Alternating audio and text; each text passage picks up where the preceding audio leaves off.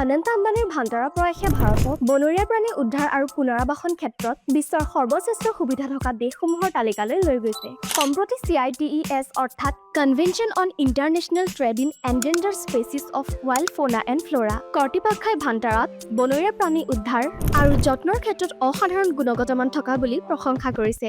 CITESৰ কৰ্তৃপক্ষই কৈছে, ভাৰতৰ ভাণ্ডাৰাই বনৰীয়া প্ৰাণী উদ্ধাৰ আৰু পুনৰাবাসনৰ ক্ষেত্ৰত শ্ৰেষ্ঠ মানদণ্ড স্থাপন কৰি আহিছে। ই সকলো ভাৰতীয়ৰ বাবে এক গৌৰৱৰ মুহূৰ্ত।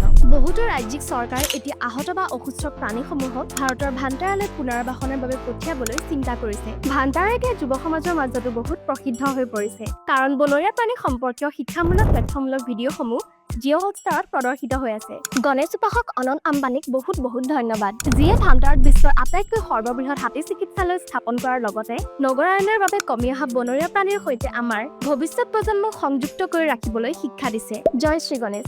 আপোনালোকৰ মতামত কমেণ্ট ছেকশ্যনত শ্বেয়াৰ কৰক।